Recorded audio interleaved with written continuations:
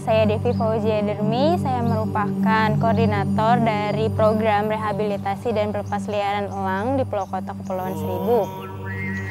Yang saya lakukan di sini atau tanggung jawab yang saya emban di sini yaitu saya mempersiapkan elang untuk dilakukan pelepasliaran kembali ke alamnya. Nah, apa saja yang saya lakukan? Saya setiap hari mengamati aktivitas perilaku dari elang baik di kandang maupun di luar.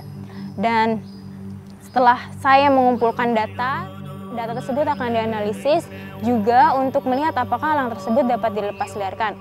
Yang saya nilai itu adalah seperti perilaku berburu, perilaku tengger, perilaku terbang, perilaku makan, serta perilaku bersuara.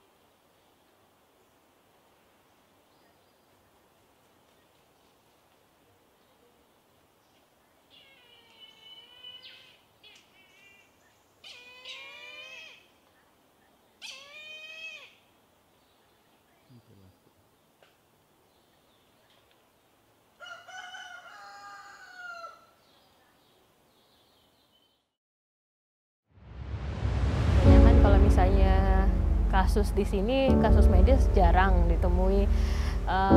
Tapi kalaupun ada yang kasus yang kita temui, misalnya kasus bumblefoot atau pododermatitis, yaitu problem pada tapak kaki. Di situ biasanya ada akumulasi, misalnya terjadi infeksi oleh bakteri.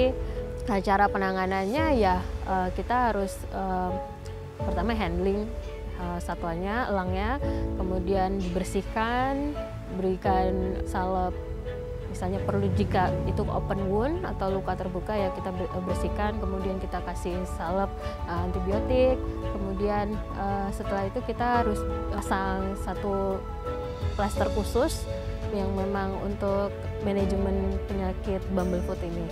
Kemudian setelah itu terus harus diobservasi. Kemudian kita harus melihat dahan untuk dia bertengger, itu kita harus cek seperti itu. Ya, sejauh ini sih kasus yang ada di kasus medis untuk sehari-harinya di program kita ya seperti itu.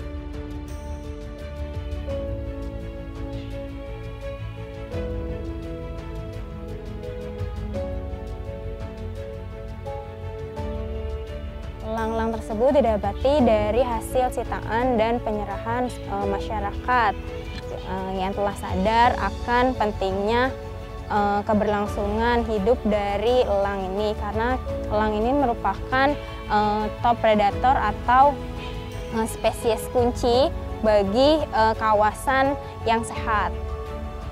Selanjutnya, bagaimana sih tahapan untuk elang itu direhabilitasi? Nah, pertama elang itu masuk diperiksa kesehatannya, dicek medisnya, apakah elang itu sehat atau layak. Pertama dia akan dimasukkan ke kandang isolasi. Nah, apa sih namanya isolasi? Dia dijauhkan dengan elang-elang di sekitar. Pertama untuk menghindari stres, yang kedua apabila elang tersebut membawa penyakit tidak menulari ke elang-elang yang telah berada di pusat rehabilitasi ini.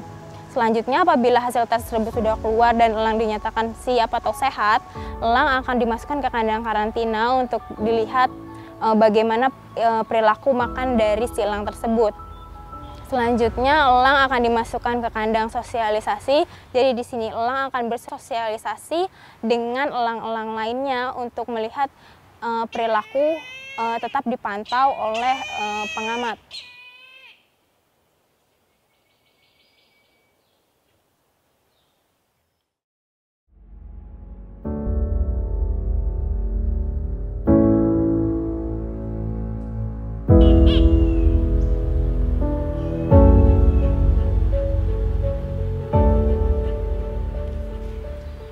berharap pemerintah dapat mendukung program rehabilitasi dan pelepasliaran, melindungi habitat dari elang, dan menegakkan hukum yang tegas.